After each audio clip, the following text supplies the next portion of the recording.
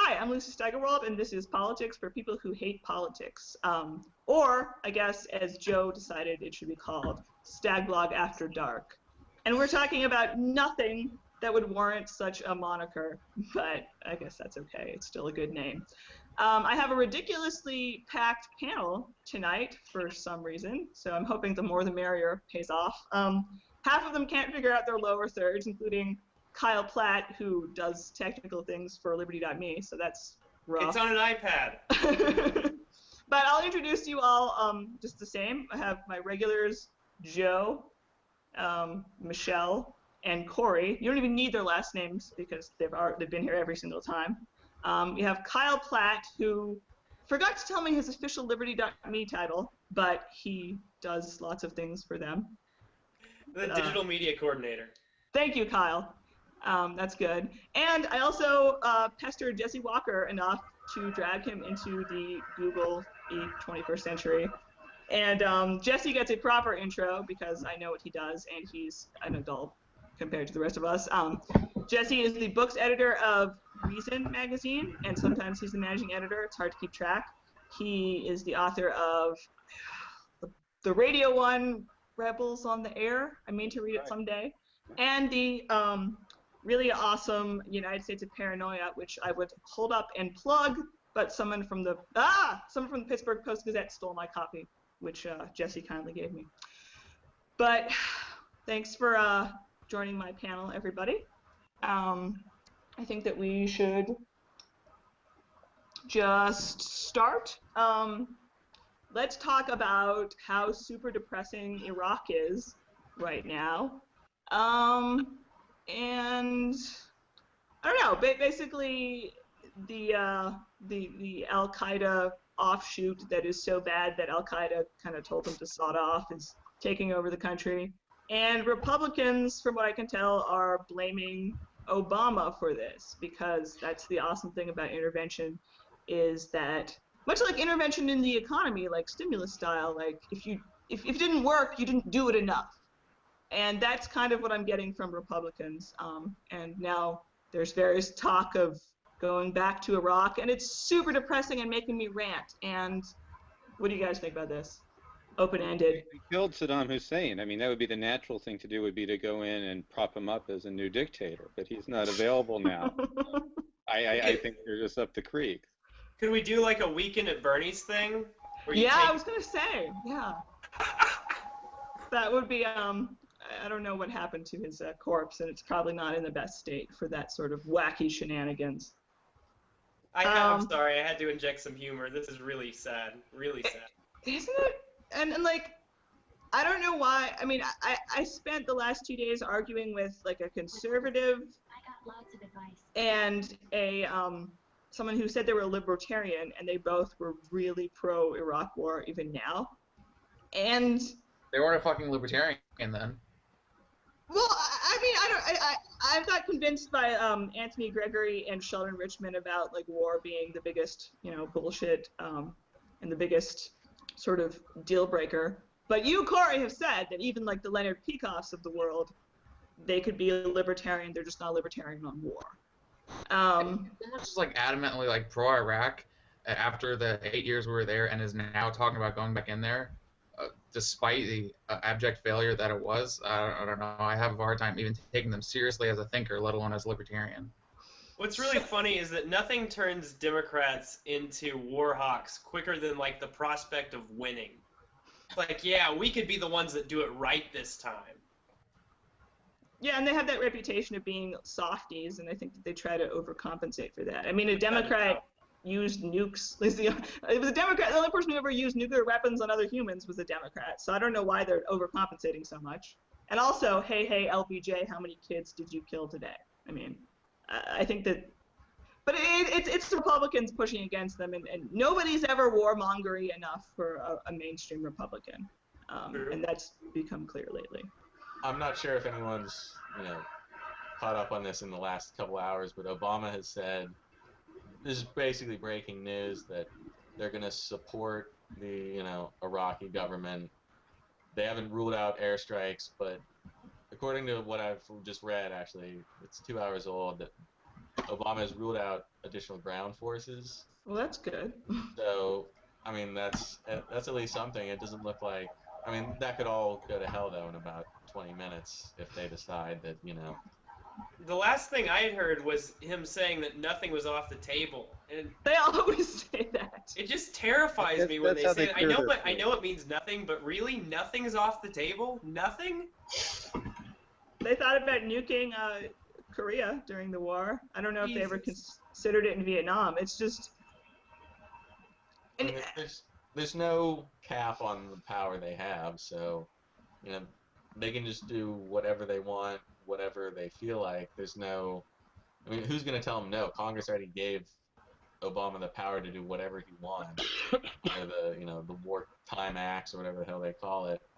So we could have some drone warfare, and then in 30 days we could have more troops on the ground, and how many people would really object to that at this point, other than the libertarians in the world?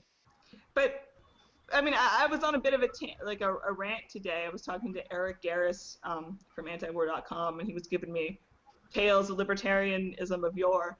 He was telling me about, the Libertarian Party in 1974 rejecting party platforms like really rigidly anti-war and pro-draft dodger amnesty platforms, and like, I'm just feeling really cranky because I think that even libertarians, basically with the exception of a lot of the people on this very panel, are very, like, they wuss out on war, and they definitely wussed out on Iraq. The first few years of the LP, there's this strong kind of not objectivist, but Randian overlay, and I think the original platform even had like some deliberate language about the proper role of government is. I mean, there's stuff that was kind of aggravated the more radical people, and then in the mid '70s, it became very Rothbardian, at least for about a decade. So I think Eric Garris he would not have experienced that in like 1979. I think it would have been like a minority rump trying to make those kinds of arguments. So That's good. I mean, it just sounds like not unlike Rothbard himself. Like, yeah. they were sensible in like a little middle period, and then there was, it just. I'm also like reminded of being a Students for Liberty and seeing John Stossel and David Bowes talk about war, and they were talking about Hiroshima, and they both said it was justified. And not 5 minutes before, John Stossel's like, well, killing children isn't okay. I mean, there's like, I clearly am incredibly naive because I just, like, libertarians, how could they get the biggest, worst thing that governments can do so wrong so often? Lucy, when I hear you or Anthony Gregory talk about libertarians being bad on war, especially at the beginning of the Iraq War, it's really interesting to me because I didn't experience any of that. I'm one of those people that discovered libertarianism through Ron Paul. And so libertarianism to me has always just been inherently anti-war. That's been the biggest issue. So it's interesting to me when I hear like Gregory talk about, at the beginning of the Iraq War, it was bad. It was like a 50-50 split or something. It wasn't 50-50 split then. I mean, that was, there was a sort of illusion because institutionally, just about all the libertarian organizations were against the Iraq War or were clearly leaning that way if they didn't have official positions.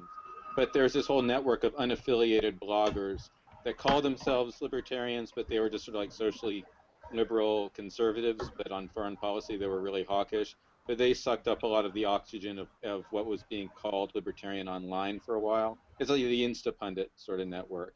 Sure. And Right. so that's, I mean, and I still think that with Iraq, Afghanistan is different, but with Iraq, I really think the strong inclination among libertarians was against the war. There clearly were pro-war libertarians, but I think they were a minority.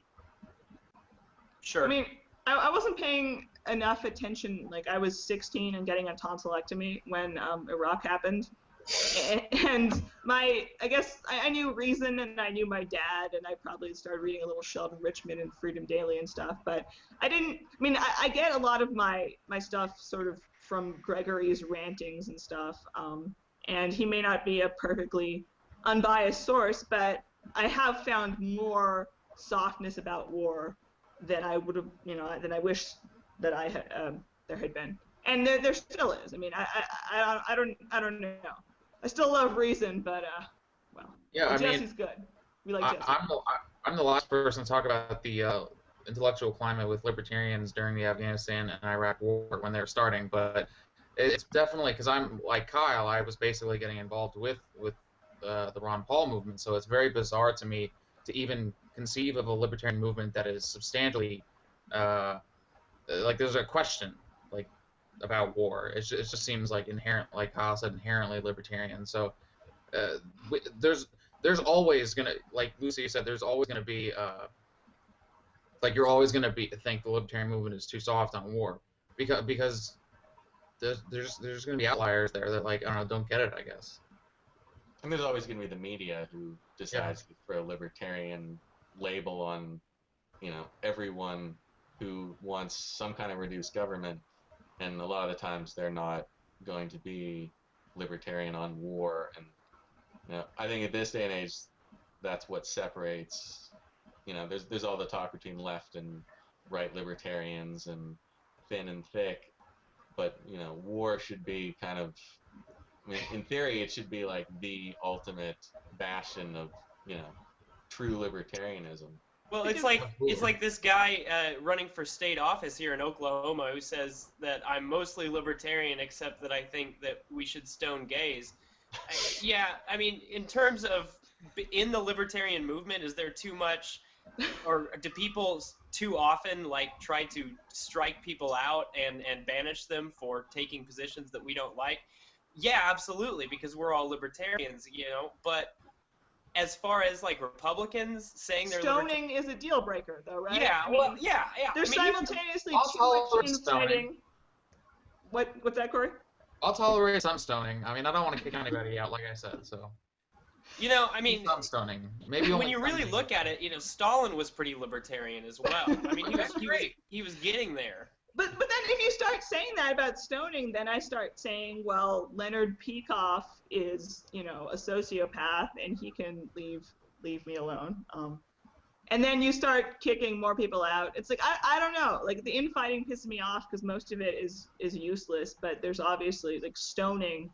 Stoning is a no-no. That's a deal breaker. Yeah. That's what we call a deal breaker. I mean, I would say of all the big libertarians, Gary North has got to be my favorite. Come on. Oh God, I like Ron Paul so much, and then I remember things like Gary North exists. But Gary North always wanted the stoning to be done privately, right? Well, that's what I'm saying. It's private. What's the matter, right? So basically, a leftist, like a straw libertarian that a leftist for Salon.com is writing about. And there's our segue. There's our segue to. Did any of you guys, and if you didn't, we can fake our way through this. Read the latest Joan Walsh gem about the outbreak of right-wing violence because of that charming couple in Las Vegas who decided to shoot a couple cops, and I guess I don't know if they've refuted it or confirmed it. They put a Gadsden flag over the dead people the people they shot, and Jesse. Specifically, Jesse, can you give us a little summation, since you know? Yeah, well, refute Joan Walsh for us, basically. Well, I mean, do you want me to summarize what Joan Walsh said, or what happened in Las Vegas, or?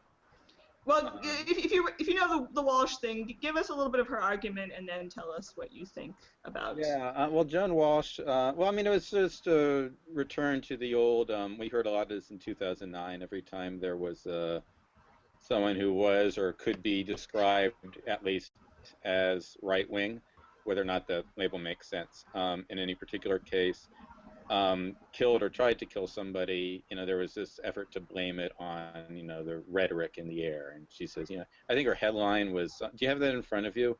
It was let's see. I gotcha. It's I Fox News. No, go ahead. No. This is we don't need some vaudeville crosstalk happening. Fox News foments, is that a word? Foments, yeah. Another violent outbreak from Cliven Bundy to Gerard Miller. Words matter. So Fox News. Yeah, I mean, because the Millers, this couple, had been at the Bundy Ranch and they were kicked off. I mean, the guy, Jared Miller, said it was because they found out he was a felon and he was very bitter about it. You can read his comments he put on YouTube about it, where he was, calling them loyalists and so on. And there's been some comment from one of the Bundy family which basically says there was more to it than that they had other issues on their mind and, were a couple of hotheads. And this is something that actually happens a fair amount. I mean, with the small number of violent political acts by people who might be called, militiamen or patriot movement types, it's often within that.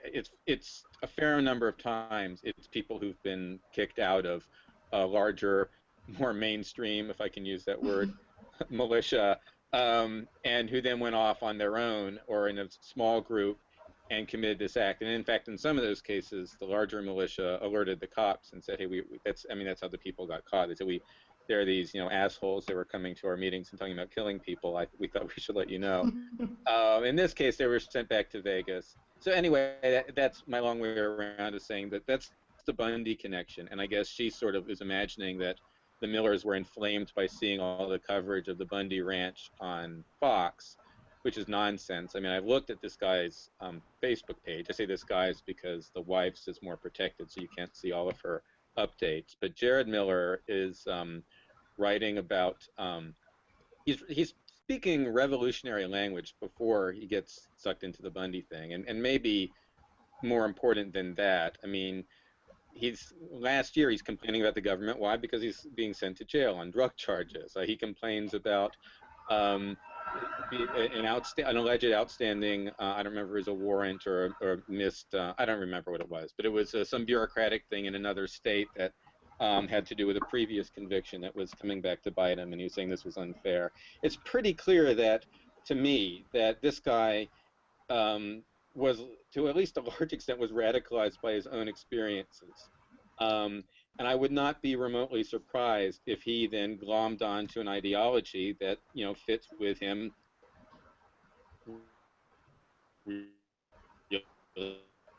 Not liking. I mean, news about going off and shooting the police. They tend to be rather defer to the police, if anything, right? So it's a bizarre accusation from Joan Walsh. Yeah. Typical for her, but it's a and I mean, at least in this, the guy's Facebook page is kind of interesting ideologically too. My favorite post there, sort of weird to read, is he puts up a little image macro that's got a picture of Bill Hicks, the comedian, and a quote from him. Oh. And his dad comes on and says, "That's very profound." He goes, "I don't know if you'd like this guy, Dad. He's kind of anti-Christian." The dad says, "Oh, well, anyone can have wisdom." So and there's one rather anarchistic post too. So, well, he's in this sort of constitutionalist framework, militia patriot type framework. It's clear that he's got some interesting edges mixed in as well, which I think is typical of these sort of freelance people rebelling against authority, and in this case doing it in a really stupid and lethal way. Lucy, does that answer your question, Lucy? I ran on for a while. Oh, no, that was good. I wanted to give you your time because you're the man who wrote the book on paranoia, so we'd like to know what you have to say. Kyle? Yeah, Lucy, can I just say that this is one of the things that the left does that really irritates me as far as just trying to shut up opposition. I've noticed it's a rhetorical trick they use a lot, which is, Joan Walsh says in her column, she says, I was talking to Bill O'Reilly about this like a decade ago, and I told him, if you keep saying the things that you say, that people are going to do really dangerous things. And they always do that. And they forget that there's this serious leftist history of performing violent acts. I mean, the Weather Underground, like, are we kidding here? But they've said it for the last decade at least that I've noticed, even back when I was a liberal. The idea was that conservative ideas are dangerous, or libertarian ideas are dangerous, and if you keep saying them, someone's going to kill somebody. It's ridiculous, and all it's meant to do is just to shut up anyone who disagrees with liberals. And in this case, I mean, I'm sorry, go ahead. Go. No, Jesse. it's not as though Salon has not covered, police misbehavior. I think they ran an excerpt from Radley's book when it came out last year. They did, yeah. I mean, I mean, this guy may have read that, and that's not wrong of Salon to run it because it happens to be true, right? I mean, sometimes you can broadcast accurate inflammatory things, and you have to trust that people will not react to it in a stupid and destructive way. But I don't know. There was an interesting one. I've also seen some things, and this is kind of on the right. There's like a Washington Times piece that was sort of raising, is there like a war on cops now? People, cop killing. People forget, and they said that there were more cops killed this year than there was at this time last year.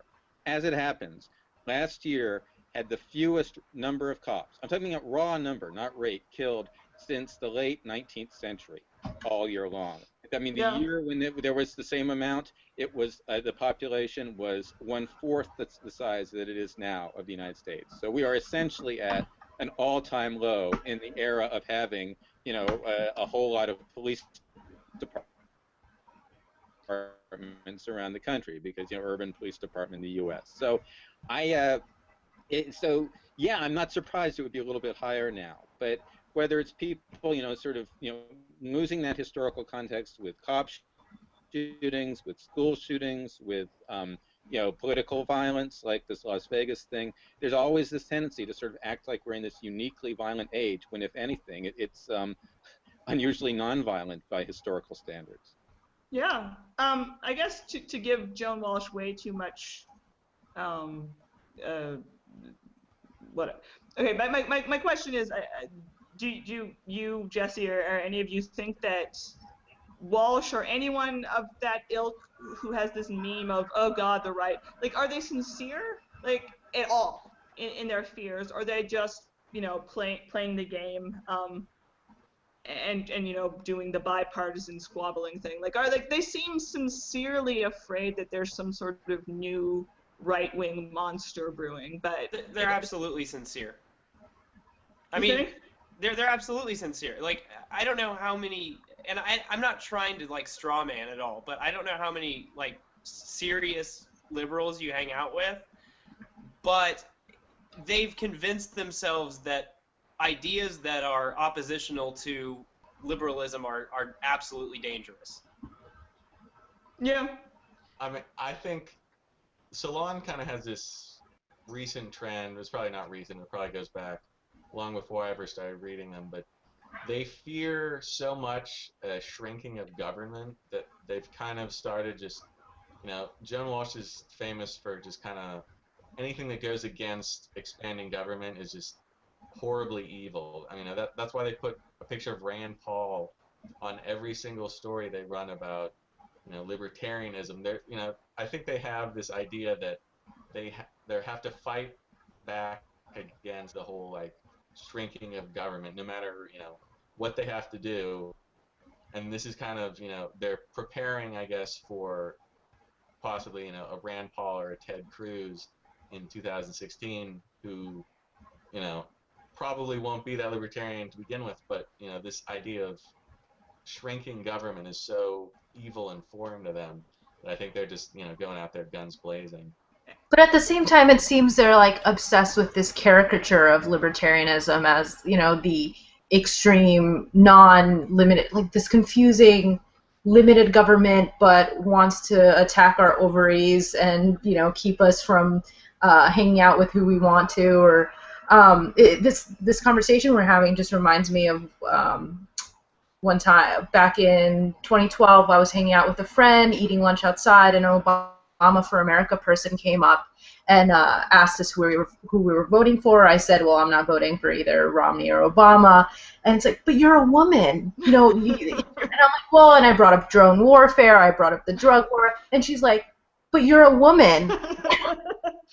And that's terrible. Yeah, that's what it all reminds. Are we sure Joan Walsh isn't the same Trader Joe's lady? Like, I feel. Are we sure we're not talking about the same person? Should that be our segue? Is the question now? To the, probably to be slightly strict with our timing. I would have maybe voted for Obama if someone had used that argument on me. That If only they'd known. If only they'd known. I mean, it's ironic that the mainstream tries to accuse small government types of kind of causing this kind of violence because the rhetoric we use, because that's just speculation, and we can just factually show that the kinds of policies that the mainstream supports does cause violence and death. Like, we can just show them, like oh, you support drone warfare, well, there you go. I mean, it's not rhetoric that's doing it. You're just outright explicitly supporting that. That's so true, and that's such a. Oh, well, I'm sorry to break into your segue, but I mean, there was this chart people were passing around comparing terrorist incidents involving Islamists versus ones involving the domestic right, and then some of them actually, a couple of those people didn't belong on the second list, but leave that aside. I just started thinking to myself, wouldn't it be interesting to do since in the context of this cop killing, to have a chart of the police officers killed versus non-criminals killed by police officers over the same time period. Of course, it's hard to do that because which statistics are kept. But I mean, that's the sort of comparison that doesn't even get brought into these discussions. Or if you bring it up, people think you're making an excuse for the killing rather than trying to talk about where the violence is actually, the bulk of it is coming from, or at least that kind of violence. Well, sure. There's every single type of person on any side has this aversion to talking about the motivations for. I mean, sometimes Jared Loughner, that was the peak of Sarah Palin literally killed those people type of bullshit, and he turned out to be apolitically insane. But he's talking about 9/11 or the Oklahoma City bombing, or maybe these people in Vegas. Talk about why they might be mad. Hell, talk about the political climate of, say, police brutality, and think maybe that helped lead to these people doing this thing that we're not, it's not about condoning it. It's about trying to explain it. But even talking about it this way, I have to specify that I'm not condoning it. And meanwhile, the police brutality and the war brutality and the state brutality is just condoned. It's blowback. It's blowback. Yeah. You don't condone what the terrorists do, but you understand why they did it. Yeah. Well, now this is the perfect segue. We're not saying anything. That's. I'm sorry. I feel like I destroyed your. No, Jesse. Don't apologize on air. Fake confidence is very important. You're all gone. You're all right. Well, I think there is a perfect segue there. Not wanting to acknowledge the the things that make us feel uncomfortable. The Trader Joe's lady, well, I'm sure Lucy will give background, doesn't, sees the misogyny in this music or whatever, when there are in fact bigger problems regarding misogyny in the world that she can focus on that are much more, have much more of an impact rather than sending letters to Trader Joe's headquarters or whatever she was doing. The same way you don't want to acknowledge the drone warfare or the deaths in the drug war. That was a really good attempted segue, and I'm going to slightly ruin it by saying this also reminds me of Connor Friedersdorf wrote a piece some months ago, or last year actually, when Rand Paul went to speak at Howard University, and the left was kind of like, oh, white Republican pandering to the black people, ha ha ha, and Friedersdorf just summed it up really awesomely in a way that I hadn't really seen before, where he was talking about listen. In the libertarian world, you can talk about it in terms of okay, the Ron Paul newsletters, we all thought those were disgusting and we wish those didn't exist. And there's no reason to act as if they were okay.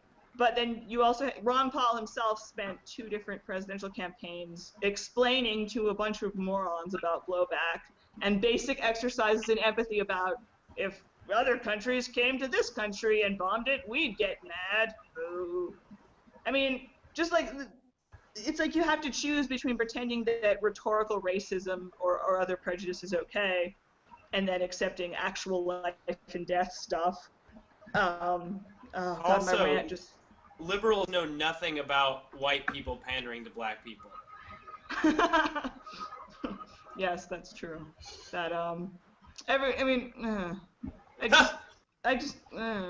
Okay, I'm just mad now. Okay, Michelle, we're gonna pretend that I didn't go off on that derailed tangent. See, Jesse, I did it way worse. I'm the host. All right, but the whole point is, I got this.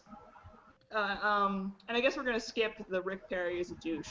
We're all in agreement about that, right? He's a He'll still be douche. a douche next week. Nice. That's very true, Joe. He will be. Okay, so the Trader Joe's lady. Let's talk about this. And it's going to segue into a little query that I'll ask of each of you. So this woman who wrote for Alternet, which I once thought wasn't like actually worse than Salon, but apparently it is.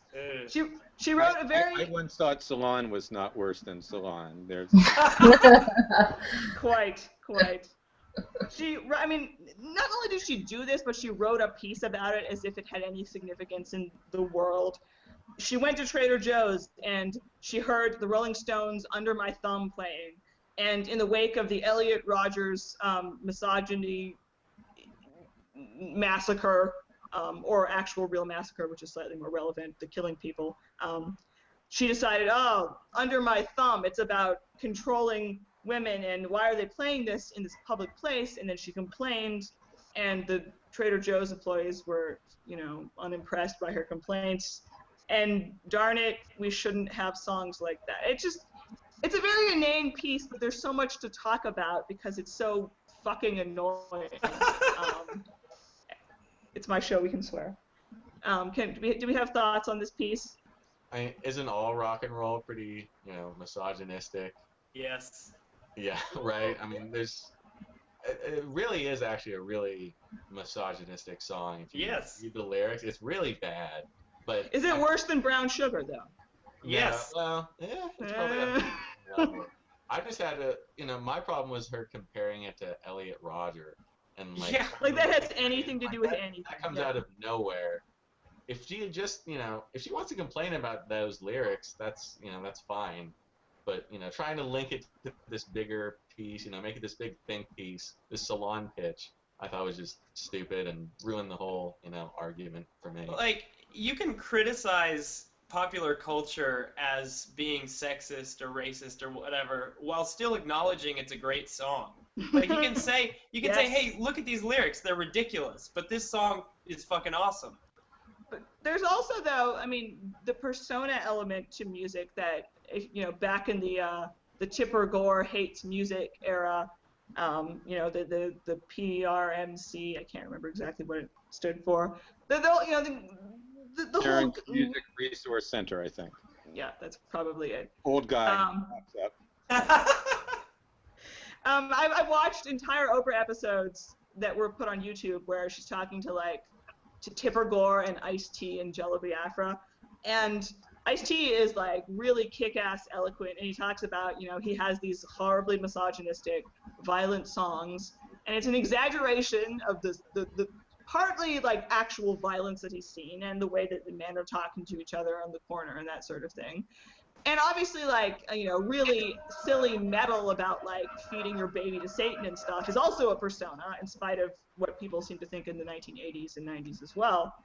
And I just think that, at the end of the day, people always forget that it's not Mick Jagger necessarily raping slaves in Brown Sugar. I mean, it's not. Country music is a persona. Music is about playing a part. I made a huge Spotify playlist about murder songs. Yes. Does that make me a creep? And there are always ones that switch. It's not just about killing your no-good woman. Sometimes it's about killing your no-good man. Like Frankie and Johnny is an example of that. I mean, I listen, but some of the murder ballads that I tend to listen to, they're not just exaggerations. They're about actual people who were actually murdered, usually in the 19th century and stuff. And it's a bit morbid, but it's part of this amazing culture that we have, and just the laziness of this piece just annoyed the hell out of me, I guess. Nick Cave, man. Yes. We don't blame actors for, exactly the role they're playing, killing people. You just have to be smarter than that, and that's not something we can expect from a piece in Salon or Alternet or wherever it originally showed up. Yeah. Where do people find the energy to complain about these things? I don't have any of that. Just I mean, I have my feminist irritations. Like, I don't like Cosmo. I wish the Oxford American was more popular than Cosmo, and it's really not. But this is particularly People inane. argue about things that they don't need to do any particular investigation of to have an opinion on. That's why the longest hidden run threads are always the ones about the easy plug-in cultural debates, because you don't have to pause to think, and if it can just be something as simple as whether you like the Rolling Stones or find them creepy.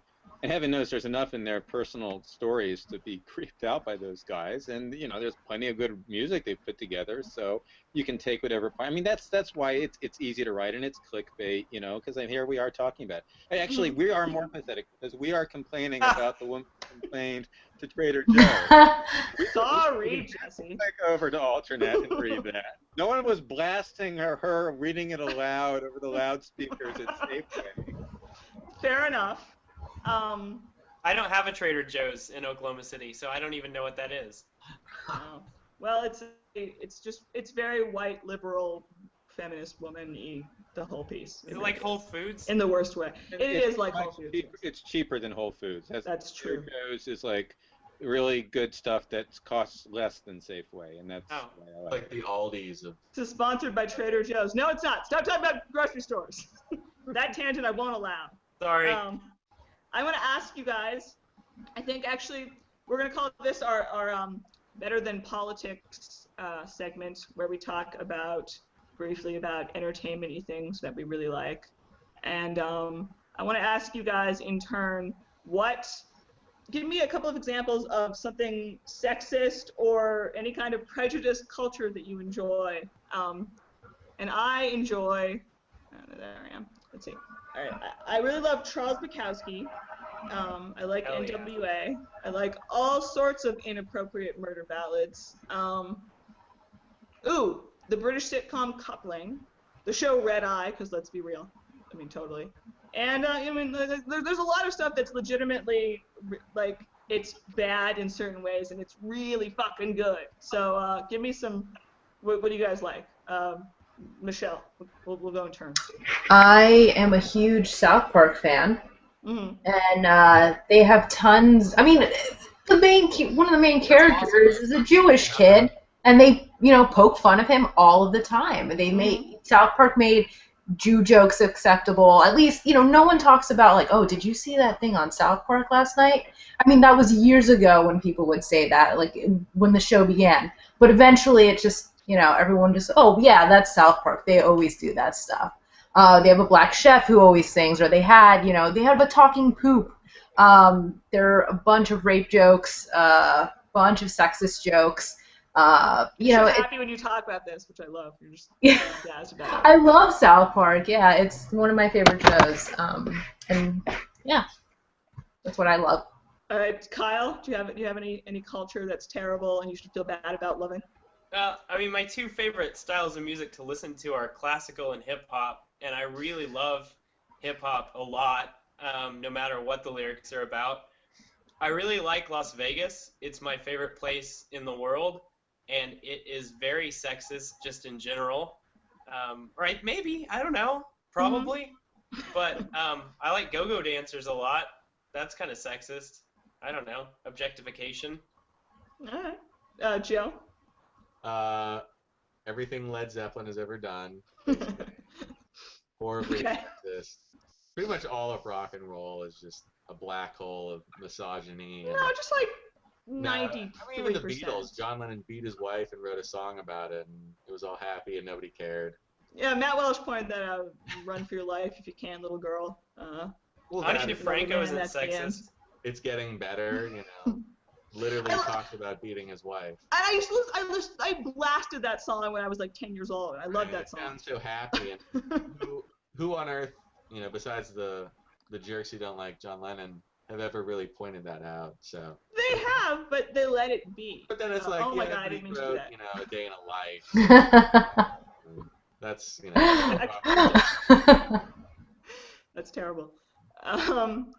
Jesse?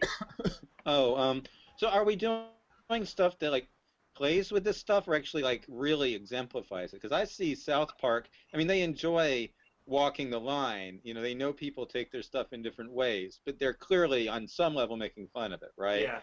Oh yeah. Sometimes people do that. Like Robert Crumb sets out to use racist caricatures to poke fun at racism, but then he does fall into racism sometimes as he's doing that. I would argue, you know. But and also sometimes something can be purely satiric, but someone takes it a different way. I mean, there's a I never did write this story up. There's like a Persian restaurant near where I live, north of Baltimore, where the guy who runs it is I doubt he still does it because the Borat moment has passed, but he was a Borat impersonator. You could hire Lord. It's yeah, very multi-layered. to go to a Borat party all the way down. and do a Borat act. And at the same time, I happen to know, just because I was Googling his name for reasons I need not get into. Well, I will tell you, he had these like extreme right-wing stuff publications out front at his restaurant, and I saw when I was asking his card because I wanted to order, like, see if he had delivered because he had these great sandwiches. That he actually had a card for distributing the American Free Press, which is like this Willis Carto white nationalist outfit.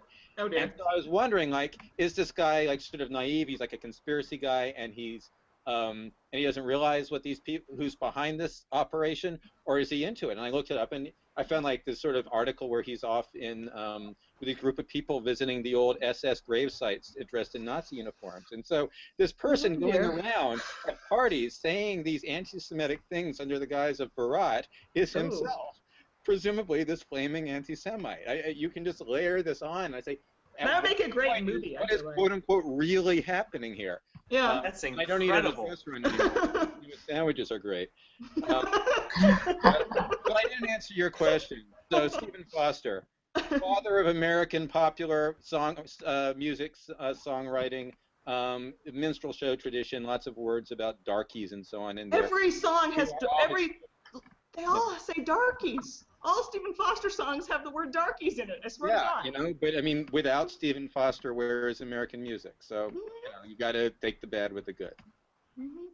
And your R. Crumb reference reminded me that I grew up on Tintin, which is super racist, and it's so good though. It was so.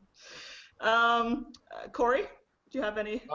Yeah, the first thing that came to mind was one of my favorite shows, Always Sunny in Philadelphia. It's like really absurdly racist and homophobic a lot, and I thought of a specific, like, what's the guy who plays Gandalf in Lord of the Rings? Ian McKellen. Ian McKellen. Ian McKellen, yeah. At some point, I don't know if any of you will watch this show, but just to give an example of some of the homophobic jokes, in one episode, I distinctly remember Ian McKellen coming up, and the character Mac starts talking about how Ian McKellen like blasts magic into his boyfriend's assholes. And like this is just like the absurdity of the homophobia on the show, but the show's really fucking funny.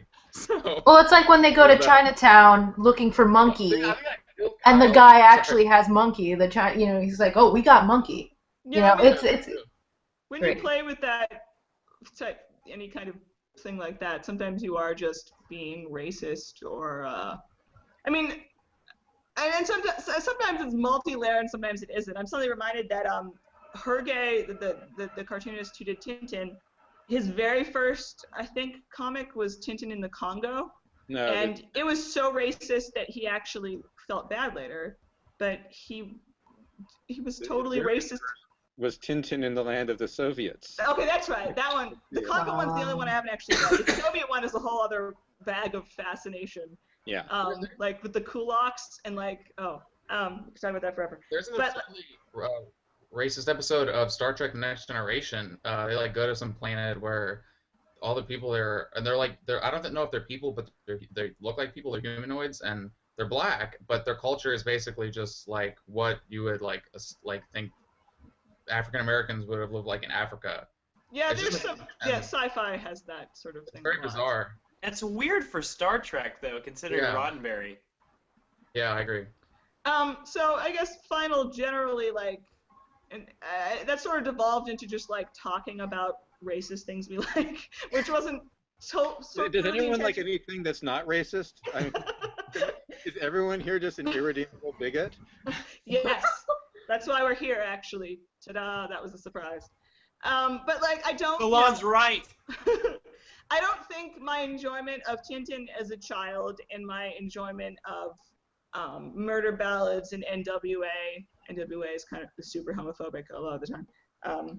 Like I don't feel sullied by that. I like that I was allowed to have a lot of culture around me when I was growing up and stuff. And I don't know. It's not like you shouldn't talk about if something does strike you as like bad, but it's just I don't know. The summation is just culture is better than politics, and even with these little unfortunate prejudiced sprinklings, it's not the thing that's killing anybody or ruining any lives. It just talks about racism. It doesn't kill people or actually oppress anyone. Right. Well, I mean, it can make life unpleasant for someone if you find yourself watching something you enjoy and then you see like this horrible caricature of you up there. But at the same time, I watch old Bugs Bunny cartoons with, my older daughter all the time, and they're great. I mean, I feel like I'm actually doing her a service, exposing her to great culture. But sometimes I have to turn to her and say, that was pretty racist. I mean, it's not like the big teaching moment, but you have to sort of like, acknowledge, that this is in there. So. Right. That's. I mean, I think just acknowledging it and not necessarily throwing out everything that includes that, because so much of it's old. Otherwise, you start, having versions of Huckleberry Finn where you cut out the word nigger because, you can't say that anymore. But it's what the book said. It's the past, and it's this, the slave is the hero of the story, and it's this brilliantly, subversively enlightened thing. It just is of its time. And well, they should also change it so he's not a slave, because I mean, they basically want to do that. It's offensive. Like, I was looking at this list of banned books, Christ. And it's, banned for racism. Huckleberry Finn, and other, God, even To Kill a Mockingbird was mentioned, like with the Saint Atticus, oh God, what's his name? Finch? Like trying to save the guy, and like the fact that racism is in the story is racist. It's just, I don't know. It's Jesse watching the cartoons and explaining when something is maybe a problem. That seems like the ideal thing to me. And obviously, maybe we don't need to read the Turner Diaries or something that's probably just terrible. But I've totally looked up the Turner Diaries when I was researching Timothy McVeigh for my thesis. So I don't know. I have no brilliant summation here, I guess. But I think we're out of time, and we rambled because it was a really good talk, you guys. Actually, at the end of it, I want to promote any of y'all's fine work to the crowds of people. Corey, where can we see your works on the internet? Tell the good people. Check out c4ss.org, where I write op-eds and book reviews, and then also the June edition of The New Leveler, which is an individualist anarchist newsletter, is coming out in a couple of days. Awesome. So check out that, also on c4ss.org. Awesome. Kyle? All my stuff's on liberty.me. Well, this will be there eventually, so yay. Michelle and Joe, you guys usually just do you have any words? I don't mean to shame you for not doing things. I'm sorry. Follow me on Twitter, and I'm building a website for John Steigerwald's new book. Our uncle, that guy. Our uncle and our father is getting a new website, so that's good. Look for those in the future. Good, I'll do that. Thank you, Joe. That was very informative. And Jesse, where can the people see your works? Well, they can buy this if they really want to, help me pay for dinner, and they can read me at Reason. And occasionally at Salon, but that's I confess that. Not anymore. Yeah. Yes, everyone should read Jesse's book because it's really good. Though to be fair, he technically gave me a copy and I didn't pay for it. I'm sorry, Jesse. All right, we're done. Corey, Jesse, Joe, Michelle, and Kyle, thank you so much for joining me. This was an awesome talk. See you guys next time. Pleasure.